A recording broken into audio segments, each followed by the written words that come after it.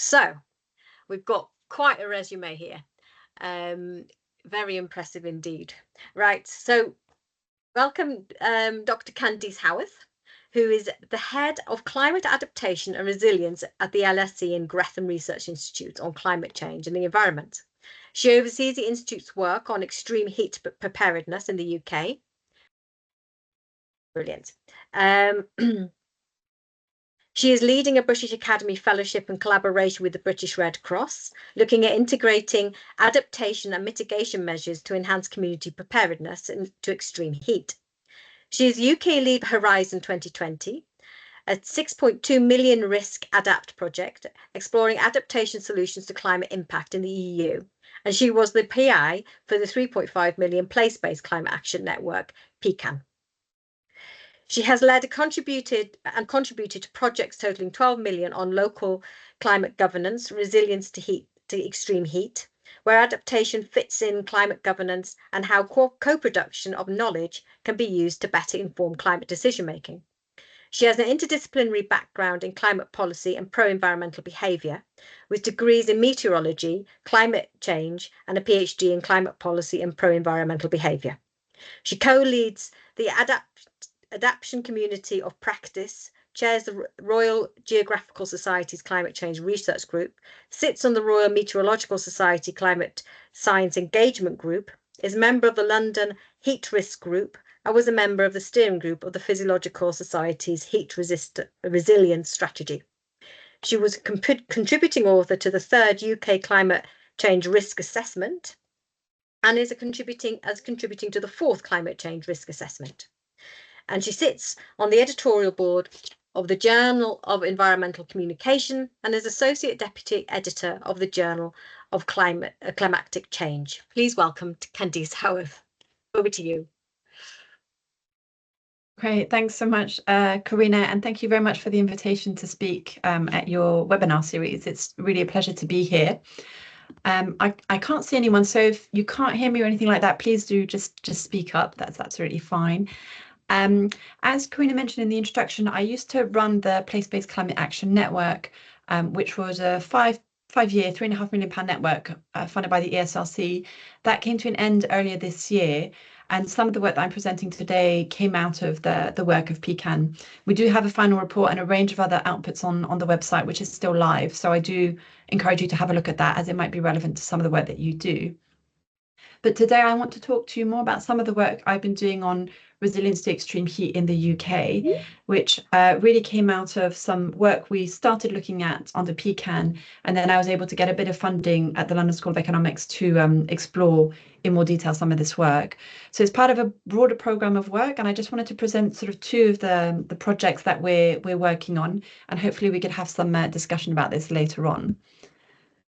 Now, well, why is this work important? Well, heat is actually what is the greatest direct climate-related threat to human health in Europe. And that's due mainly because of a combination of, we have an aging population, and we know that people over the age of 65 tend to be more vulnerable to heat, and we have a prevalence of chronic diseases, which makes our population vulnerable now and will be increasingly vulnerable over time. And I wanted to cast your mind back to 2022, so over 2 years ago now, when some of you may have been in the country when we had 5 heat periods over the course of the summer. And it was the first time that the UK experienced temperatures over 40 degrees. And we saw the first ever level 4 heat health alert warning, which was issued by the Met Office. We saw that temperature record of over 40 degrees recorded on the 19th of July. And we saw a range of other temperature records recorded in Northern Ireland, Scotland, Wales, and obviously England. And across that whole period, we saw close to 3,000 heat-related deaths that were recorded. And this is the highest number of heat-related deaths recorded in the UK ever since the heatwave plan for England was put in place back in 2004.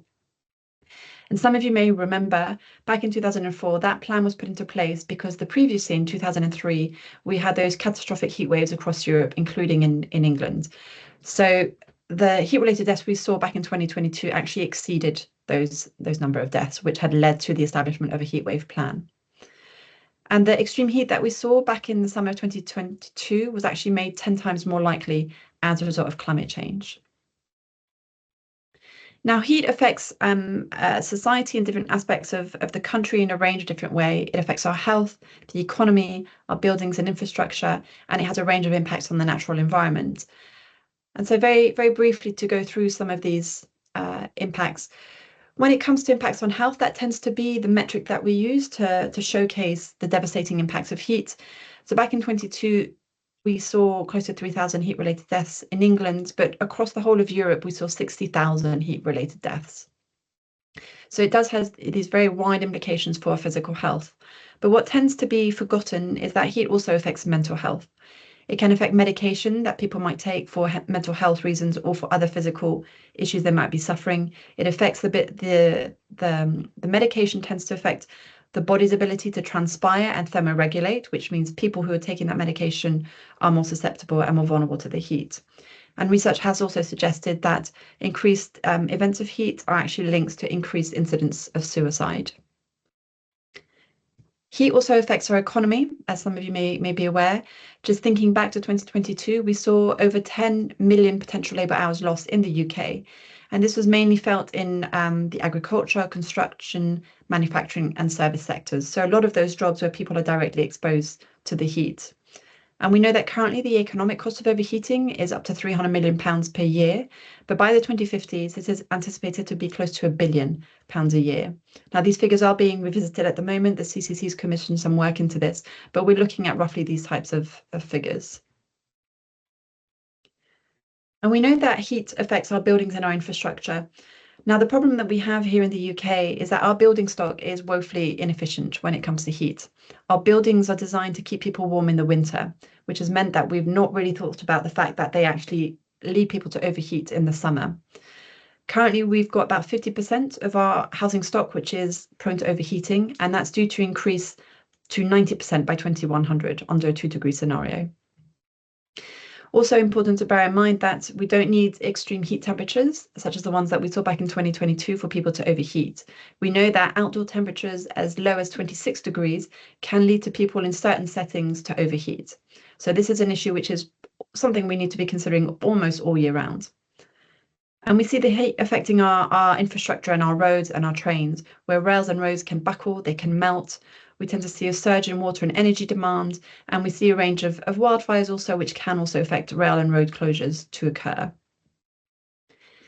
And again, the natural environment is another area which tends to be forgotten about a little bit. We know that heat and water stress affects people, but it also affects animals, plants, flowers, trees, and habitats, which they themselves produce a cooling effect for urban areas or rural areas. So the more and more we see these heat events, it can lead to wildfires, to droughts, which can affect the cooling ability of the natural environment. Now, when it comes to guidance around heat preparedness, we don't have a UK level strategy. When it comes to heat, we don't have a policy. Responses to heat are very fragmented, and they're scattered across different policy departments, let alone within documents. So there's no true leadership in the UK when it comes to heat preparedness. And we don't really have indicators that measure success or a way of monitoring and reporting success and progress and actions around heat. So guidance predominantly is based on guidelines that are identified in the Third National Adaptation Programme, but the programme was pretty heavily criticised when it came to heat and a range of other issues because it lacked ambition and it didn't really feel like much was being said around what needed to be done, considering what we know about how some of these risks are going to be affecting us. We do have an adverse weather and health plan, which provides guidance for a range of different stakeholders, such as people in care settings, in prisons, community groups, but that doesn't yet include guidance on what individuals should be doing. That type of guidance exists. The NHS has guidance, the British Red Cross has guidance on what are the behaviours that people can adopt, but research is suggesting that people aren't adopting those types of behaviours. One of which could be the UK doesn't have the experience or the culture of extreme heat events, so the severity of the issues isn't necessarily portrayed in a way that's going to lead to behaviour changes. So why is this work important? Well, we're increasingly concerned that heat is a risk which is obviously going to become more and more important for the UK, and it's still not being taken seriously. Despite experiencing 3,000 heat-related deaths back in 2022, not much has been done since. we've been doing work over the last few years to look at what might be some of the priorities that the country needs to focus on, particularly as data suggests that we're likely to see these types of temperatures every 3.5 years by 2100. And the work that we're doing is obviously looking at heat preparedness and heat risk, but we're very aware of the fact that we don't want solutions around heat to basically rely upon energy-intensive technologies like air conditioning. We understand that air conditioning will be part of the solution, that's a given, but there's increasing importance to ensure that mitigation and adaptation agendas together are considered when we're coming up with some of these plans. So referring back to what I was saying earlier about the fact that our building stock isn't designed for heat, that's something that needs to be looked at very carefully with both mitigation, adaptation and health together, so that buildings are being built or retrofitted to keep people warm in the winter, but cooler and comfortable during high temperatures. And that's where we see a really important role for behavioural and nature-based solutions. But again, these need to be addressed quite carefully so that we're not leading to any unintended consequences. So for example, when we spoke to the Fire Brigade as part of some of our work, they obviously support the need for nature-based solutions in urban settings, but they are understandably quite nervous about seeing a plethora of shrubbery, of vertical gardens being put up without careful thinking around the implications if we have a drought, if we had wildfires, and these could actually help spread wildfires within urban settings. So those types of consequences need to be carefully thought through. So the work that we're doing I'm doing some work with the British Red Cross. I've been working with them for a few years on this. And what we're doing is really thinking about how can we keep Britain cool during extreme heat events without increasing greenhouse gas emissions. So it's looking at this framing of a climate resilient net zero in the context of heat. It's an interesting concept, and we feel like the heat narrative is a further interesting one to investigate it. So I'm going to present sort of two projects that we've been working on. And the first is looking at UK perceptions to extreme heat. Now, we know in the UK that there's a lack of data around people's perceptions and their views of extreme heat. As I mentioned earlier, it's a relatively new risk for the UK. It's a risk that tends to be forgotten. It's an invisible risk. The impacts aren't directly seen, and the impact on the health of people doesn't happen immediately. So it's quite a tricky risk to address. And with that in mind, it's important to capture the way in which people understand this risk, the extent to which they feel they're vulnerable, their own experiences of the heat, their knowledge and experience of the heat to those close to them, whether it be their family members, their households, their communities, and also to get a sense of their understanding of the behaviours, of the actions that are in place to reduce their vulnerability to heat. So preliminary findings, we're in the process of writing this up as a report, which I'd be very happy to share once it's available. What is coming out very clearly from the findings is that heat is viewed as life-threatening. So people do see it as a risk, they do understand the implications of it, but they also think the UK is not prepared, and hence themselves don't seem to be prepared. There is also this sense that there's an understanding that vulnerable people will be affected by the heat, but very few individuals actually see themselves at risk of heat. And what's come out quite interestingly from the findings, which is actually supports some earlier evidence that some analysis that the British Red Cross did, what we're finding is that we know that one of the vulnerable groups is people over the age of 65. But what we found in our survey is that that age group doesn't tend to self-identify as vulnerable to heat, regardless of whether or not they have an underlying health condition. So there are a variety of reasons for this, which we're looking into. But what this suggests is that during periods of heat events where there might be alerting systems and behavioural messaging targeted at that particular group, if they don't perceive themselves as being vulnerable, they may not take up some of those behaviours.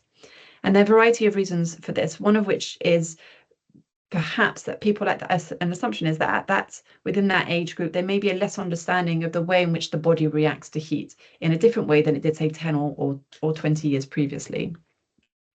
So there's a real concern there around those who may or may not identify as self-vulnerable, and whether or not it's linked to the term vulnerability itself, and people don't like the associations that may come with that.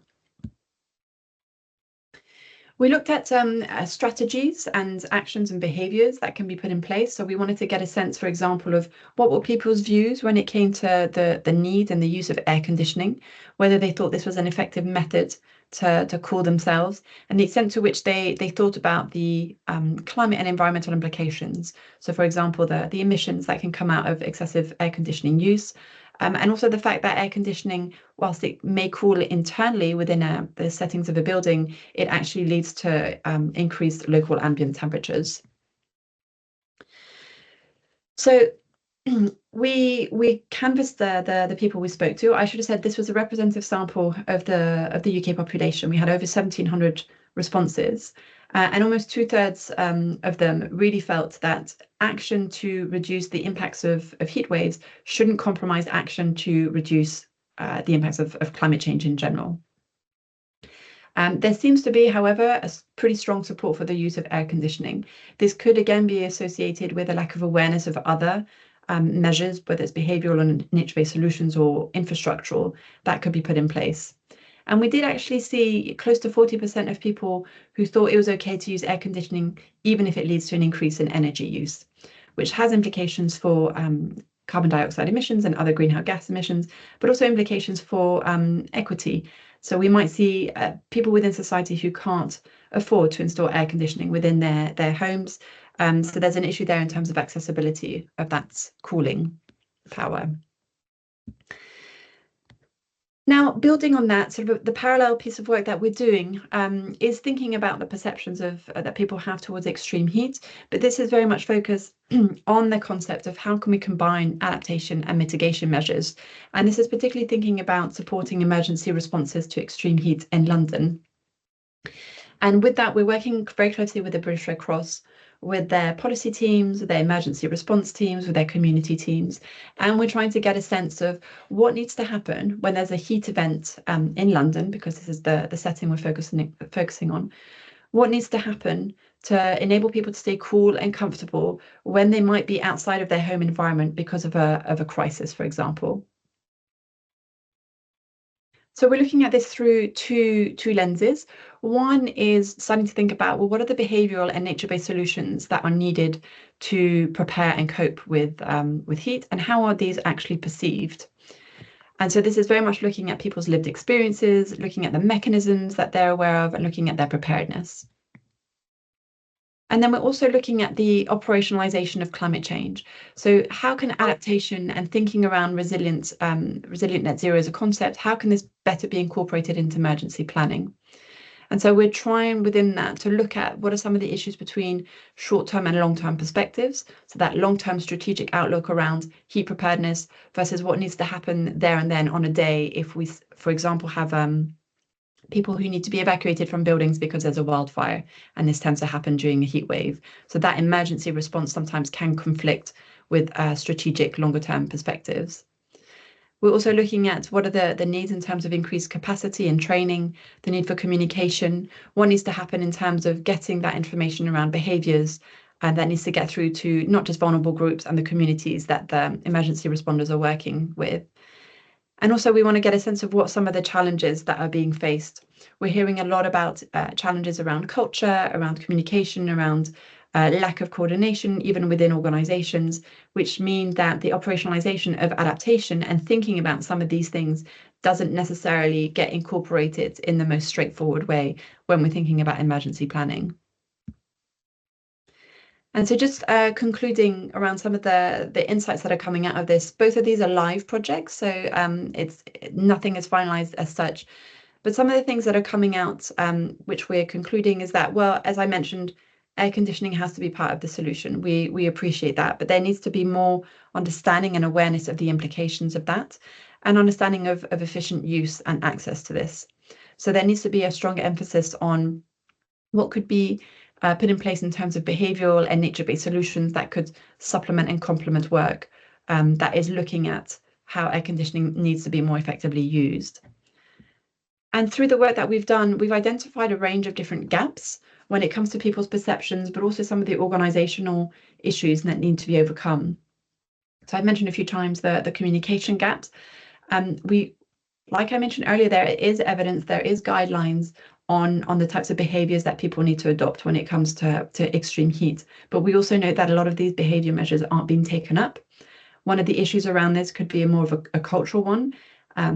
We don't see much heat, so there is this view that once we get sunny, hot day, people will flood to the beach. This is sometimes made worse by media portrayals framing this in a very positive way without necessarily capturing what might be the vulnerabilities or the way heat can impact people.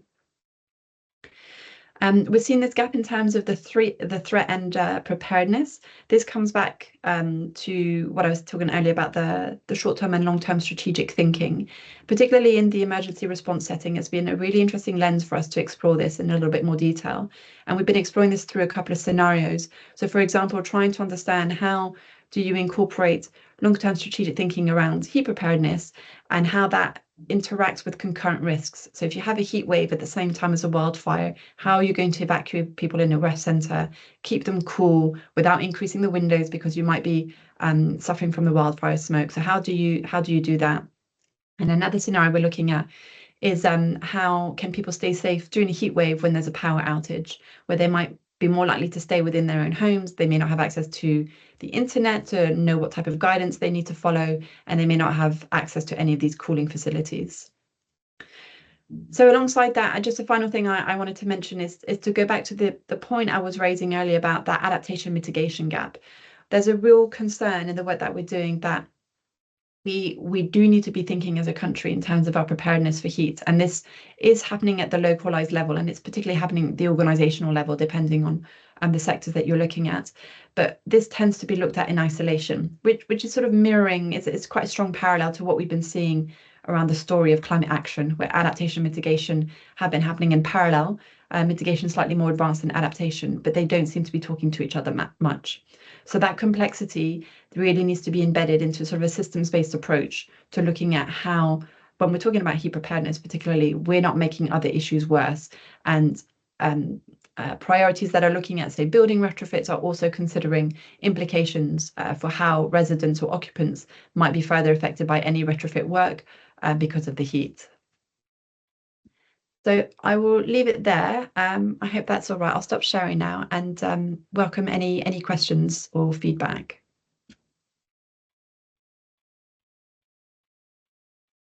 Brilliant. Thank you, Candice. That was so interesting, so relevant. Right, everybody. Any questions for Candice? And there's also, you've stimulated lots of sort of contributions in the chat as well. So there's lots of links and things there that you might want to sort of look at as well, that people have kind of shared on similar things like trees and sort of water capture and stuff like that. So any questions from anybody? Oh, Richard. Yes, thanks for a fascinating presentation. Sounds like a fantastic project. I was wondering what research you have done to changing attitudes, the way in which these issues are being addressed in the public sphere. Coming from Swansea, I'm very aware that we've got Port Talbot just down the road, that the steelworks there are being closed. And that's causing a little bit of a backlash. We also had the farmers' protests earlier this year, late last year. I was wondering if you had any thoughts on the effects upon discourses within the public sphere. Yeah, thanks, Richard. That's a really good question. So we are starting to look at that both through the public perceptions work, but also through the broader governance piece. I think a really effective way to look at this is through work around lived experiences, because then it really goes into how people are or are not experiencing heat. And one of the interview protocols we're using, we interviewed emergency responders and fire brigade and people like that who were on the ground during those heat events. And those narratives that we've extracted from those interviews, in my view, are some of the most powerful communication tools that we've got. I'm doing a bit thinking about the best way in which to communicate that more effectively, because at the moment what we're seeing is sort of this linear approach and sort of information dissemination, which is that this is the issue, this is the guidance, and we assume people are going to change their behavior. And we know that doesn't happen for a variety of reasons, particularly if you've got this broader discourse around climate change, which might conflict at time with people's values or what's going on at the moment. So, and what's really quite curious about the heat work is that we would have thought that having 3,000 heat-related deaths back in 2022 would be enough of a conversation starter to get this higher up on the radar. And it is sort of, we are seeing pockets of work that are happening. So like London is preparing a London heat plan, but it's not trickling back up. It doesn't seem to be taken as seriously, and both in terms of public perception as well. Especially the last 2 summers haven't been that extraordinary in terms of heat. People have very short memories. So it's an area that we're exploring a little bit more. And I think the role of narratives and lived experiences can be something which can be quite powerful to convey some of those important messages and really target it to different groups, not necessarily based on their vulnerability, because I think we're starting to see that this doesn't always work, but really based on people's context, their situation, and the way in which they relate or not to the concept of heat. Brilliant, thank you. Kirsty. Thank you. Thanks for that. That is really thought-provoking. I guess my question is sort of an extension of what you were just talking about then, about the importance of narratives and what kind of narratives work. It may be out of date now, but it wasn't very long ago when people were saying, oh, well, it'd be quite nice to have a warmer climate. I mean, one councillor in Ceredigion was quoted as saying, well, we could grow oranges, that would be great. And somebody else is talking about, well, surely we'll have fewer deaths in the winter from, you know, for homeless people, and that kind of sort of quite uninformed, possibly, narratives. But have you looked at, or do you have a sense of what kind of narratives might work? Who is telling these stories? You know, is there a role for television, for you know, fiction? I'm just wondering what narratives beyond the kind of headline deaths are out there, and what is working? Yeah, thanks, Kirsty. That's a really important question. I would say in terms of work that I'm aware that's going on. So I do know the Wellcome Trust. They have this sort of, they work with a charity whose role it is to connect up scientists with the entertainment industry. And so heat has been one of the things that they're thinking about. And it's been about incorporating heat and other climate related storylines within radio stories, within, I think they were even talking about EastEnders, and it's about mainstreaming it. And I think, you know, we saw that even like with the recycling agenda, didn't we? That until it sort of featured on Coronation Street or EastEnders, people weren't really relating to it. And it doesn't help when you have those counter narratives and you have those comments that tend to be more prominent. You tend to see those extremes which get portrayed in the news, unfortunately. But that's why I think the lived experiences are really powerful, because we've done some work with an organisation in London called Shade the UK, and they've collected a really lovely set of narratives from people who experienced the heat of 2022, and they focus mainly on the London Borough of Islington, and it's all on their website, and it's just people saying, this is how it affected me, or it affected my mum who's got this health condition and she couldn't go outside, or she couldn't go down the stairs, or I wasn't able to work, or I was studying for my exams and I couldn't do this. And I think having those really salient messages are what will enable people to connect to this issue. And it's like what I was saying earlier, it's a tricky one. It's not like flooding where you see devastation and it's very, very visual. Heat is invisible, heat is silent, but heat is deadly. And what I think we would like to see more of, we've been talking to the Department of Education, and they've been doing work looking at how schools can play a bigger role in this. I mean, schools are part of the building stock, which is not efficient, which does tend to overheat. Luckily, I would say the overheating periods tend not to fall at the same time as exams, because by the time the exams are over, that's when the summer starts. But they are thinking very carefully about this because we know the effect it has on productivity, educational attainment, on exam results. So I think what is needed is to have this better embedded in the curriculum alongside broader communication and education around climate change. And I think we're at a time where school children are already on board with this. They just want to know more what to do. And so a combination of these different mechanisms is needed so that we're just shifting the narrative a little bit more. Brilliant, really interesting, and yeah, something I think that a lot of us here are particularly sort of interested in, how to tell those stories and how to create change. Nigel. The wider issue, really, I think, is an issue of leadership, climate change leadership. The sheer fact that you've got Labour government promising to put 22 billion into carbon capture, unproven carbon capture, but you've got every local authority saying retrofitting green infrastructure or trees is unaffordable, or they're bankrupt, or they're not putting that money into sustainable farming incentives or sustainable farming schemes, where you're literally managing water from the mountains all the way down to the coast, to mitigate drought, to mitigate heat, and to capture water where it needs to be held. I mean, blue infrastructure within the urban environment, as you would know, is as important to heat as green infrastructure. We're not implementing that retrofit of water capture. We're not retrofitting green walls. We're not stacking nature-based solutions to deliver that stacked cooling shade in the urban environment. And we're not educating the public in a public information film way from a trusted voice like the BBC or anywhere like that, to have that continuity of storytelling that will appeal to humans' higher intrinsic values, to instill the urgency of this to be delivered now to save costs later, that's afforded with impact. I mean, the budget for the Wales Sustainable Farming Scheme, or the at the moment, is something like 283 million. That's a drop in the ocean in comparison to 22 billion for carbon capture and such an improving technology.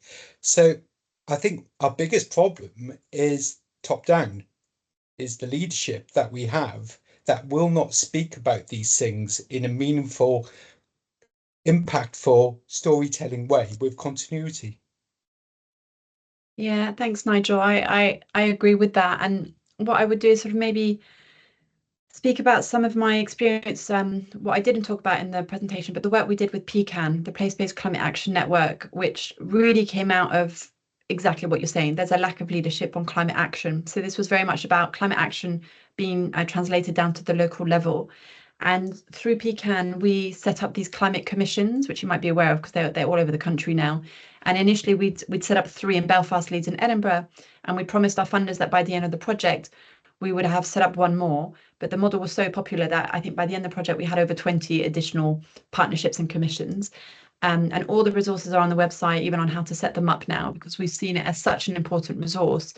And then what these climate commissions did was, yeah, they started out with a hypothesis that we're not seeing the right leadership, that top-down leadership, but there's a lot of ambition and energy and understanding at the local level about what needs to be done. And obviously in the local context, that's where you get a sense of how things can be implemented and can't be implemented. And the commissions were a really effective way of basically bringing together some of the key stakeholders and sectors within a local area to discuss the issue of climate change and what needed to be done. And a lot of the work that drove this was we sort of helped support the delivery or the production of net zero roadmaps, so that a local area could get a sense of what are the priorities that they need to be thinking about. And then on top of that, we started thinking about adaptation priorities. But it was only off the back of that these commissions were then very carefully crafted to ensure the right people were around the table. And often people who may not have discussed this before, it wasn't really part of their remit, but it was really understood that you needed these people across different sectors. And what it meant was that you just had these people talking to each other, and you had the different perspectives on a particular issue where it could have been around, right, what is our transport infrastructure going to look like? Or we've got these plans for new buildings, how are we going to develop them? Or we've got the farmers who are part of this process, how are we going to ensure that their voice is heard? And so we went from the local level to even we had a regional commission in the Yorkshire and Humber. And that brought it with itself quite a few other complexities where you're looking at some of those different geographical boundaries. But what it meant was that you started to see co-production of knowledge, co-production of understanding, and co-production of those narratives, which meant that when certain priorities needed to be focused on, you already had a lot of people in the room who knew each other, who had an understanding of what was going on within the local area that they perhaps wouldn't have known about before the commission had been set up. And as far as I'm aware, all of these commissions are still in place. We didn't fund them, we funded the 3 core ones, but we just helped set up the others. So they were very organic, and they've just proven to be a really effective governance model to help address that leadership gap, which is missing. And what's been interesting part of that is that you usually have 1 or 2 chairs. One is based within a university, so you have the academic robust evidence. Another is usually a lead from a local authority. And then you have commissioners who are supported by a secretariat. So it's quite a robust structure there. And from the work that I've done, we felt it's really helped galvanize a lot of action and help plug a bit of a gap where there was this ambition but lack of leadership. So I'd be very happy to share some of those resources, but it's just proven to be a really effective mechanism to carry on with the work despite not having that leadership. I think that would be very useful if you could. I think that would be really beneficial to people. Thank you. Richard. Thanks, Candice. It's been a very interesting and very thought-provoking presentation. And you may have answered to my question already, which was that it's one of the things that can perhaps link in narratives and arguments to policymakers. It's collectives, sectors of society, organisations, bodies that kind of take those narratives and then, in a more concerted way, take them forward to our decision makers. I was wondering what some of the key collectives might be, sectors, organisations around the HEAT agenda. You've spoken about schools already. Also, whether your survey responses suggest that there are clusters of the social clusters of sectors of society which are more engaged than others on this issue, which might be channeled more or targeted more. They kind of become more collectively interested in some of these agendas. Intuitively, I think parents, groups with respiratory illnesses, and so on. Great, yeah, thanks for those questions, Richard. I think the different groups, different communities that we're working with show different levels of engagement with the topic. Some of the communities that we're working with in London are already directly affected by climate hazards, and particularly when it comes to heat, they're already pretty engaged on the topic. So hence it's quite useful to have that engagement. But some of the organisations are those who are part of the discussion. So the British Red Cross, we have emergency responders, we have charities, local authorities play a really important role in this. But obviously it's an interesting one there because we are reminded frequently of the issue of resource. Where sometimes in a local authority, if you're lucky enough to have someone who's leading on adaptation, they're usually leading on everything on adaptation, whether that's flooding and heat and everything. So that aspect is a really important one. And I mentioned schools, but I think this is cross-sectoral, this is cross-organizational. It affects everyone in all ways. And the issue is we talk about these different vulnerable groups, which would then naturally lead to certain organizations that you target. So we know children under the age of 1 especially, but especially under the age of 5. So we've got those early year settings, people over the age of 65, people with underlying health conditions, people whose work gets them directly exposed to heat, whether that's farmers, that's road workers. But the thing is that during an extreme heat event, I would say that everyone becomes vulnerable very, very quickly, because the way in which the body reacts to heat can be very sudden, and often people don't understand that they're suffering from heat stress or heat stroke. And what tends to happen is you tend to get these types of heat events that may happen alongside concurrent risks. And what we saw back in 2022 is one of the heat events also coincided with a spike in COVID cases. So you then have an issue with hospitals that are full, hospitals that have to turn away patients. And when we spoke to the ambulance service, they were telling us that they actually had to make the decisions of is it safer to leave this person at home who was suffering from heat stroke, or do we put them in the back of an ambulance where there's no air conditioning to only just go and wait in a traffic jam outside a hospital? And sadly, during 2022, one of the heat fatalities was because of that kind of scenario. Someone didn't even make it into the hospital. And then we have emergency responders. So same with the fire brigade. During that 2022 heat period, some of the fire brigade, because of the nature of the fires were being put out across different parts of London. They saw that the fires were behaving differently because of the type of the wind that was happening at the same time. So they saw fires jumping over roads and jumping over areas. So it meant that they themselves were becoming exhausted, and some of the fire brigade had to be admitted to hospital as well. So we're really seeing, a plethora of communities and groups that are being affected by this. But sort of my argument is that very rapidly, everyone across society becomes very quickly vulnerable to this. Brilliant, really informative. Sam. Thank you very much. Sorry. I sort of understand this through a slightly different sort of viewpoint because I'm an applied human physiologist. So I just wondered if you had could speak a little bit more from your research, like through speaking with different people about what sort of percentage of people, or do you get a sense from people of whether they see it as creation of mitigation and adaptation strategies being something that's a personal responsibility, or is it something that wider society should be taking control of, and that when we have a heat event, they're expecting the sort of shining white knights to come along and sort everything out? I just wondered if could speak a little bit more to that sort of balance, really. Yeah, and then I thanks. guess if I add a little bit, sorry, is where might be the optimal proportion? Do you see it as that there is a place for the personal responsibility versus society, I suppose? Yeah, okay. No, really good questions. I think from the conversations that we're having from, say, the local authority perspective and organizational perspective, there is this real sense that they're struggling to even do their own day-to-day jobs. And so whilst they fully understand and fully support the need to have this integration of adaptation mitigation, they just barely have time to do their own jobs. So there's a real acknowledgement that this needs to happen, but that they don't have the capacity to do it. But also this is a systemic issue, and it's something that needs to be cross-governmental, cross-sectoral. So there is a bit of an assumption that we're waiting to be told how this fits in with what we're doing. But what I expect we'll see is sort of more localized pockets of work where people start thinking about this more, because it's affecting their constituents, because it's affecting their communities. So I think we might start seeing it happen at a granular level, because it's directly affecting the local authorities. In terms of that sort of optimal proportion of personal responsibility, what I would like to see is for the UK to have more of a culture of heat.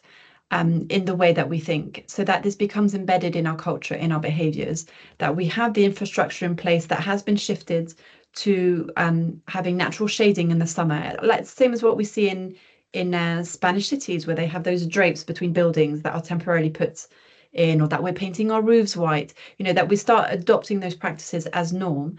And alongside that we do get that individual personal responsibility of people knowing what behaviours need to be taken up, and those just being part of our culture. We still don't have a culture where people see the need to put on sun cream when they go outside. There's still, we have to have messages on the London Underground to remind people to carry bottles of water. It's still not part of our way of thinking. So we can learn a lot from other countries where they've been doing this for years. So I feel that there's a degree has to come from the personal perspective, but you also need to have that system change to make those behaviours easier to adopt. Thank you. Interesting. Thank you. Kirsty. Sorry, I've got a request really, but maybe a question about whether what I want exists. I mean, it would be really great if there was a fact sheet, really short one, that just kind of allowed us to, I often find this, I'm trying to engage in climate discussions, I just wish I could encapsulate this effectively and reliably, and a kind of a checklist of what heat means. And if such a thing does exist or could exist, would it be possible to address the impact of heat on the non-human world? I know you talked about buildings, you talked about green walls and about the nature-based solutions, but how does heat affect, the germination of seeds or the production of food? And that kind of, I know you don't want to complicate things too much, but just thinking about how we are affected as individual humans is only a very small part of the story. Is that kind of nature, non-human environment also being addressed? Yeah, thanks, Kirsty. That's really important. And so we wrote this report earlier this year around heat preparedness, and it was very much based on the work we've been doing on governance. And then we did have this moment where we were like, the natural environment isn't featuring in the report, and we know it's really important. So we spoke to the Wildlife Trust quite a bit. So they're doing quite a lot of work on this. So the work is happening, but they're very conscious of the fact that it tends to get left out of the narrative, but it's a really important component. And I think, we talk about the 2022 heat waves. We had these wildfires in London, and luckily there were no human deaths, but we did see some pet deaths. And the implications that has on people is still quite significant. So in terms of a fact sheet, yeah, I agree. I mean, I think there's too much out there in general when it comes to climate change. We might have the IPCC reports and the climate change committee reports, but there's so much, there's an abundance, which means people are just overloaded and they tend to go to the same sources that they're aware of. So what I want to do as part of this work is I have been thinking about what are some of the most effective communication materials we could produce that consolidate what's already there. So NHS, British Red Cross, they do have guidance. But what I think is needed personally, to go back to the point I was talking about culture of heat, is I want to produce some sort of fact sheet like that, which is publicly available, but which also is shared with media outlets. So that when there's, because I do quite a few interviews here and there, and I just find myself repeating myself all the time, these are the behaviors that people need to adopt. Whereas if that was just naturally part of the narrative of the segment, when they talk about heat, oh, and just remember, keep yourself safe by doing 1, 2, 3. If that was just something that was naturally alongside news bulletins around heat, it would be so much more powerful than it being slotted in by someone being interviewed. So I think we just need that alignment to happen a bit more urgently, because this is something which needs to take priority, really. Just before I come to you, Sam, Richard Fern also put in a comment that the comms flow sounds very top-down, a press agency model. What societal myths or discourses can we draw up as a cultural capital? And I think this is, it's how do we sort of develop that cultural capital? I think I'm kind of interested in that as well, that kind of agency talk when you talk about narratives, but also I think that link of how do we link people back to nature? So this is a nature-based kind of, this is happening to all of us, trees, butterflies and humans, and so it's that connectivity as well that I think is probably quite an important thing to communicate, but it's also complicated, I suppose, isn't it? So I just want to put that in there because it's been there for a while, and I come back to you, Sam, and we've only got a minute or so left, and Richard, so it's a very popular session, so very quickly. Me. Okay. Who do you want first, Corinne? Well, I thought I sort of just asked yours out. Have you got anything to add to it, Richard? You can, and Candice can answer it, and then we'll come to Sam. Great. I mean, I'm not sure I have a question, unfortunately. I simply have a point. We need to start thinking about those communication flows in terms of, I mean, this is where my senior colleague Kirsty and I would disagree. I don't think we need a fact sheet. I think the journalists already know. I think the public won't read the fact sheet. I think there's too much information out there already. I think we need to start nuancing the messaging to a far higher degree. And the obvious ones to me would be something of the mythology of Robin Hood, the Green Man. But we need to start being a little more creative about how we're doing this. I just think that sort of waving a finger at people and saying this is what you should be doing just don't work. Sorry, those are my thoughts. I'm afraid there isn't a question there. No, well, thanks for those. If I can just reflect quickly, I mean, I sort of agree to disagree perhaps on that one. I think we need a plethora of approaches. I don't think there's a one size fits all. And when it comes to communication with people about heat, I think what's missing is we have the communication about behavior, but people don't have an understanding of how heat affects their body, how heat affects them, how heat affects children, pets. They don't understand the signs of heat stress and heat stroke. And so I think that's what's missing. And like I said earlier, the way in which heat affects the body, I mean, there's a great report published last year by the Physiological Society, which Sam, you might have read, which just explains just how the body reacts to heat and how it affects medications that people take. And as I was mentioning earlier, a lot of people don't seem to identify as vulnerable, so they don't necessarily identify or understand how heat can affect them. And I think that's what's missing from the communication aspect. Very quickly, we'll come to Sam because we're over time already.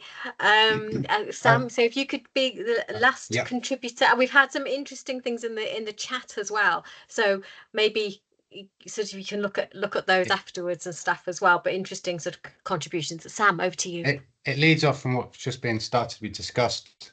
So I just wonder if you think there's interest in the sort of development of almost like a risk tool. So from my perspective, I'd see that as in, you might have things like demographics, but we could also, some of the work we do in the labs here, come across other factors, physiological factors that might be able to play into and create like a risk tool, which could then be used as something people could engage with actually to determine how vulnerable, or put another way, how capable they are at coping through those heat wave events.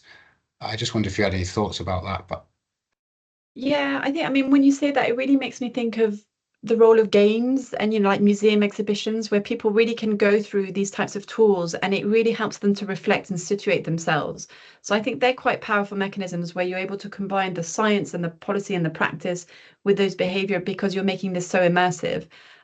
So yeah, I think we need to be a bit careful about, all of these tools that are produced. So, and there needs to be sort of consolidation so that you're not getting 50 different tools that can be used. But I think those types of engaging experiences where people can really learn about themselves and get a better sense of what needs to be done is a way of getting those behavior shifts, much more than that information deficit approach where you're just bombarding people with information. Thank you. Thank you, Candice, and thank you, everybody. And Nigel and Sophie have put comments in the chat as well about sort of, continuing with the discussion and the thoughts behind some of these things as well, that people can sort of look at and access and perhaps comment on. But we are over time. It's 3 minutes past 1, and a huge thank you to Candice Howarth. It was a really, really interesting, and as you can tell, very stimulating seminar, and I think we could carry on for a long time really, and sort of come back to the subject of different angles of it later on. If any of you have got research that you'd like to share and do a seminar session, please email me. It'd be really fascinating to sort of continue these conversations in a different way. Just before you go, our next seminar is with Dr. Preenaz Radishi on connecting stakeholder perspectives and land use and modelling for pond conservation and climate change. So that's going to be on the 13th of November. But thank you ever so much for your contributions, for attending, and thank you particularly for Candice for a really interesting talk and very enlightening indeed. Thank you very much, everybody. Bye. Thanks, everyone. Bye. Thanks so much. Bye. Bye-bye.